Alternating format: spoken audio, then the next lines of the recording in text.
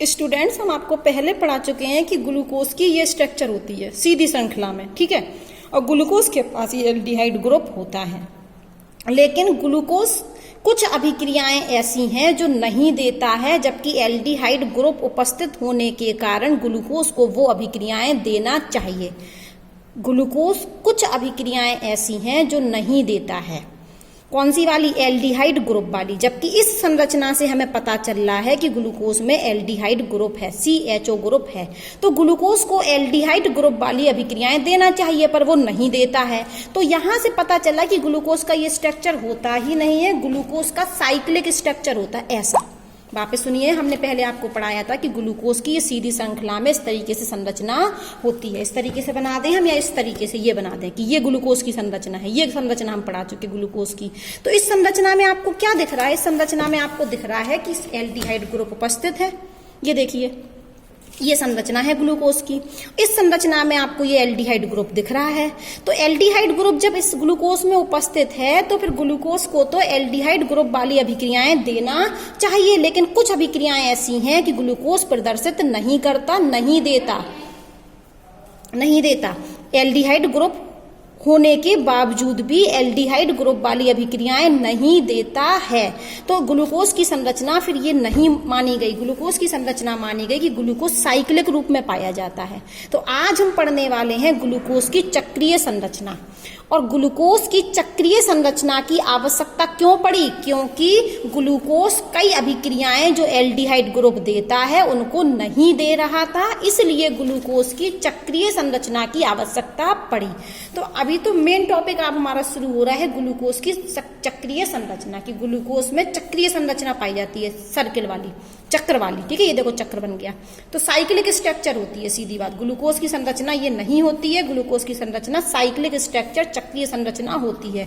और मैंने आपको समझा दिया कि ग्लूकोज को चक्रीय संरचना की आवश्यकता क्यों पड़ी, क्योंकि ग्लूकोज कई अभिक्रियाएं ऐसी थी जो नहीं दे रहा था, जबकि एल्डिहाइड ग्रुप होने के वजह से उसको देना चाहिए। अब कौन सी अभिक्रियाएं थी जो ग्लूकोज नहीं दे रहा था, वो भी आप सुनिए।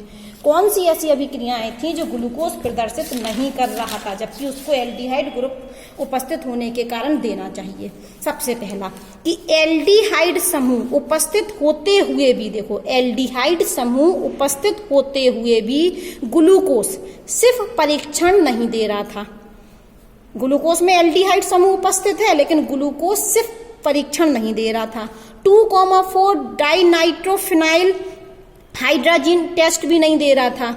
सोडियम हाइड्रोजन सल्फाइड से अभिक्रिया करके यौगिक उत्पाद नहीं बना रहा था। तो ग्लूकोज ये तीनों टेस्ट नहीं दे रहा था, जबकि ये तीनों टेस्ट कौन देता है? एल्डिहाइड ग्रुप देता है। तो यहाँ देखिए, हमने कोई एल्डिहाइड लिया, देखिए ये ग्लूकोज नहीं लिया, ये क्या लिया? कोई एल्डिहाइड।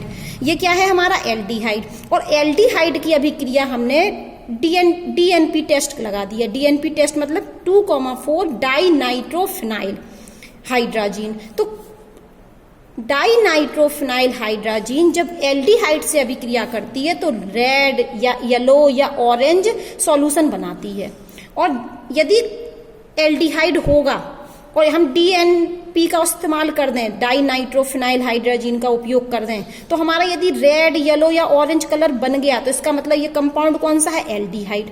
तो हमें यहां से पता चला कि एल्डिहाइड 2,4 डाइनाइट्रोफिनाइल हाइड्रोजन से अभिक्रिया करके रेड, येलो या ऑरेंज सॉल्यूशन बनाता है। ये ध्यान रखिए कि कोई भी एल्डिहाइड होगा और वो 2,4 डाइनाइट्रोफिनाइल हाइड्रोजन से अभिक्रिया करके रेड या येलो या ऑरेंज सॉल्यूशन बनाता है। तो ग्लूकोज, आप बात समझिए, ग्लूकोज, तो ग्लूकोज में भी तो क्या है? एल्डिहाइड ग्रुप है। तो ग्लूकोज की भी अभिक्रिया जब हम 2,4 नाइट्रोफिनाइल हाइड्रोजन से कर दें, समझिए बात को। मैंने कहा कि एल्डिहाइड इस कंपाउंड से अभिक्रिया करके रेड, येलो या ऑरेंज सॉल्यूशन बनाता है। तो हमने अब ग्लूकोज ले लिया, तो ग्लूकोज में क्या पाया जाता है? एल्डिहाइड ग्रुप होता है। तो ग्लूकोज को भी इससे अभिक्रिया करके रेड कलर का सॉल्यूशन या येलो कलर का सॉल्यूशन या ऑरेंज कलर का सॉल्यूशन बनाना चाहिए, लेकिन ग्लूकोज ये अभिक्रिया नहीं देता है। यहाँ नो रिएक्शन, यहाँ पर कोई अभिक्रिया नहीं होती। तो हमें क्या पता चला? यहाँ ये अभिक्रिया, ये टेस्ट नहीं दिया है, इसका मतलब ग्लूकोज में एल्डिहाइड ग्रुप है ही नहीं। लेकिन होता तो है एल्डिहाइड ग्रुप। देखो ये दिख रहा है एल्डिहाइड ग्रुप, तो ये एल्डिहाइड ग्रुप क्या है, बिजी है, खत्म हो गया किसी वजह से, देखो साइक्लिक स्ट्रक्चर में खत्म हो गया। तो एल्डिहाइड तो डीएनपी टेस्ट देता है, लेकिन ग्लूकोज डीएनपी टेस्ट नहीं देता है, अर्थात ग्लूकोज में मुक्त एल्डिहाइड समूह उपस्थित नहीं है। अब आगे बात सुनिए, कोई एल्डिहाइड होगा तो वो सिर्फ बेस से अभिक्रिया करता है। यदि कोई भी एल्डिहाइड है, यदि हम उसमें सिर्फ बेस मिला दें तो हमें रेड पीपीटी मिलता है। अब हम ले लें ग्लूकोज को, किसको ले लें, ग्लूकोज को। तो ग्लूकोज में तो एल्डिहाइड ग्रुप होता है, हम अभी तक तो यही पढ़ चुके हैं ना। तो ग्लूकोज में यदि हम सिर्फ अभिकर्मक मिला दें तो इसको भी क्या देना चाहिए, रेड पीपीटी देना चाहिए, पर ये नहीं देता है। तो मतलब यहां से क्या समझ में आया कि ग्लूकोज के पास एल्डिहाइड ग्रुप नहीं है। यहां से भी यही बात निकल के आई थी कि ग्लूकोज के पास एल्डिहाइड ग्रुप नहीं है, तभी तो उसने रेड ऑरेंज येलो सॉल्यूशन नहीं बनाया, डीएनपी टेस्ट नहीं दिया। अब हमने ग्लूकोज को अभिक्रिया सिर्फ बेस से करा दी, तो उसने ग्लूकोज की अभिक्रिया जब हमने सिर्फ बेस से कराई तो यहां भी अभिक्रिया नहीं दी, जबकि एल्डिहाइड तो दे रहे थे यहां पर। तो इसका मतलब ग्लूकोज में एल्डिहाइड नहीं है। अब एल्डिहाइड जो होते हैं वो सोडियम हाइड्रोजन सल्फाइड से ऐसे हाइड्रोजन सल्फाइड योगज उत्पाद देते हैं, योगज योग करके ऐसे उत्पाद देते हैं। लेकिन जब हम ग्लूकोज ले लें और ग्लूकोज की अभिक्रिया करा दें हम NaHSO3 से, तो यहां पर फिर अभिक्रिया नहीं हुई, मतलब ग्लूकोज के पास फिर एल्डिहाइड ग्रुप नहीं है, फ्री नहीं है वो एल्डिहाइड ग्रुप। ठीक है, एक कारण तो ये हो गया कि एल्डिहाइड समूह उपस्थित होते हुए भी, एल्डिहाइड समूह उपस्थित होते हुए भी ग्लूकोज ना तो सिर्फ परीक्षण देता है, ना डीएनपी टेस्ट देता है, ना सोडियम हाइड्रोजन सल्फाइड से अभिक्रिया करके योगज उत्पाद देता है। ग्लूकोज इन तीनों से अभिक्रिया करके कोई अभिक्रिया नहीं करता। ग्लूकोज इन तीनों से अभिक्रिया नहीं करता, ना सिर्फ अभिकर्मक से, ना डीएनपी से, ना सोडियम हाइड्रोजन सल्फाइड से, जबकि एल्डिहाइड तो करते हैं। देखो हमने करके दिखाया आपको, एल्डिहाइड तो करते हैं लेकिन ग्लूकोज नहीं करता है, अर्थात ग्लूकोज के पास फ्री एल्डिहाइड समूह उपस्थित नहीं है। दूसरा कारण कि ग्लूकोज का जो पेंटा एसीटेट होता है, ग्लूकोज का क्या, ग्लूकोज का जो पेंटा एसीटेट होता है वो हाइड्रोक्सिल एमीन के साथ अभिक्रिया नहीं करता है। इसका मतलब ग्लूकोज के पास फिर से एल्डिहाइड समूह की अनुपस्थिति को इंगित करता है। ग्लूकोज का पेंटा एसीटेट हाइड्रोक्सिल एमीन के साथ अभिक्रिया नहीं करता है, जो ये बता रहा है कि ग्लूकोज के पास मुक्त CHO समूह नहीं है। CHO एल्डिहाइड समूह की क्या है, अनुपस्थिति है, इसको इंगित कर रहा है। यदि ये अभिक्रिया दे देता, ग्लूकोज का पेंटा एसीटेट यदि हाइड्रोक्सिल एमीन के साथ अभिक्रिया दे देता तो हम कहते ग्लूकोज के पास ये ग्रुप है, एल्डिहाइड समूह है, लेकिन ग्लूकोज का पेंटा एसीटेट ने हाइड्रोक्सिल एमीन के साथ अभिक्रिया नहीं दी, अर्थात ग्लूकोज के पास ये समूह अनुपस्थित है। तीसरा कारण है, ग्लूकोज दो भिन्न क्रिस्टलीय रूपों में पाया जाता है, दो भिन्न क्रिस्टलीय रूपों में पाया जाता है, जिन्हें हम एल्फा और बीटा रूप कहते हैं। एल्फा रूप देखो हमने यहाँ पर लिखा है, ग्लूकोज दो रूपों में पाया जाता है, एल्फा और बीटा। एल्फा ग्लूकोज जो होता है उसका गलनांक 419 केल्विन होता है, जबकि जो बीटा ग्लूकोज होता है उसका गलनांक 423 केल्विन होता है।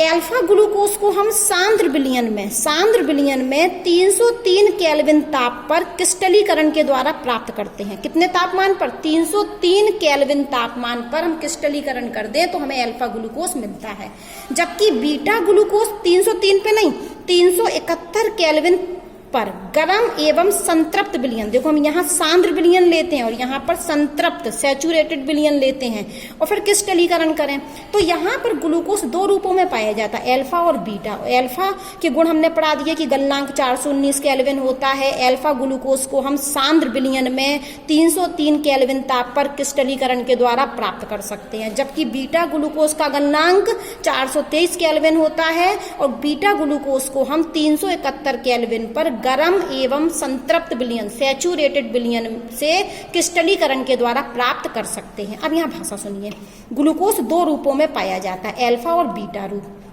ठीक है, अब जो ग्लूकोज की जो विवर्त श्रृंखला संरचना थी, विवर्त श्रृंखला संरचना, ये वाली संरचना की बात कर रहे हैं,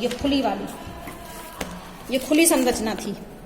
ये संरचना हमें नहीं बता रही कि ग्लूकोज के दो रूप होते हैं, अल्फा और बीटा, लेकिन ग्लूकोज के दो रूप होते हैं, अल्फा और बीटा, और उनके गुण भी हैं कि अल्फा के गुण ये हैं, बीटा के गुण ये हैं, बीटा का अल्फा का गलनांक ये है, बीटा का गलनांक ये है, अल्फा ग्लूकोज ऐसे बनता है, बीटा ग्लूकोज ऐसे बनता है। लेकिन ये संरचना हमें खुली, जो विवर्त संरचना थी ग्लूकोज की, वो अल्फा बीटा ग्लूकोज के बारे में जानकारी नहीं दे रही थी। साफ साफ लिखा है, ग्लूकोज की विवर्त श्रृंखला संरचना द्वारा उपरोक्त व्यवहार को नहीं समझा जा रहा था। उपरोक्त मतलब अल्फा बीटा रूप को नहीं समझ पा रहे थे हम, उपरोक्त व्यवहार को नहीं समझ। उपरोक्त मतलब ये वो क्यों नहीं दे रहा है, एल्डिहाइड ग्रुप अभिक्रिया देता है, डीएनपी टेस्ट देता है, सिप बेस के साथ देता है, यहाँ योगज उत्पाद बनते हैं, ग्लूकोज के अल्फा बीटा रूप होते हैं, लेकिन इन कोई भी रूपों का स्पष्टीकरण ये संरचना नहीं दे रही थी। तो उन्होंने साफ साफ लिख दिया कि ग्लूकोज की जो विवर्त श्रृंखला संरचना है, उनके द्वारा हम उपरोक्त व्यवहार की नहीं समझा नहीं जा पा रहे थे। तो हमें ग्लूकोज की किसकी जरूरत पड़ी, साइक्लिक स्ट्रक्चर की जरूरत पड़ी। वापस सुन लीजिए, ग्लूकोज की जो विवर्त श्रृंखला संरचना द्वारा उपरोक्त व्यवहार को नहीं समझाया जा सकता था, अतः हमें ग्लूकोज की साइक्लिक स्ट्रक्चर की जरूरत पड़ी। उपरोक्त व्यवहार मतलब कि ग्लूकोज के दो रूप होते हैं, अल्फा बीटा, यहाँ से हमें नहीं पता चल रहा कि ग्लूकोज अल्फा और बीटा रूप में पाया जाता। ग्लूकोज का पेंटा एसीटेट नहीं करता अभिक्रिया हाइड्रोक्सिलेमिन के साथ। ग्लूकोज न तो सिर्फ परीक्षण देता है, न डीएनपी टेस्ट देता है, न सोडियम हाइड्रोजन सल्फाइड के साथ योगज उत्पाद देता है। तो इन उपरोक्त व्यवहार को ये खुली वाली संरचना स्पष्ट नहीं कर पा रही थी, इसलिए हमें ग्लूकोज की चक्रीय संरचना की, साइक्लिक स्ट्रक्चर की जरूरत पड़ी। अब ये बनती कैसे है, बहुत ध्यान से देखिए। ये हमने ग्लूकोज की संरचना यहां से लिख दी, देखो ये CHO, ये लिखा है CHO, दिख रहा है आपको, ये देख लीजिए पहले इसको, तो हमने इसी को बना दिया इस तरीके से। अब आप जानते हैं ये कार्बन, यहाँ 1 सिग्मा 2 सिग्मा 3 सिग्मा, तो 3 सिग्मा तो sp2 संकरण, कौन सा संकरण, sp2 संकरण।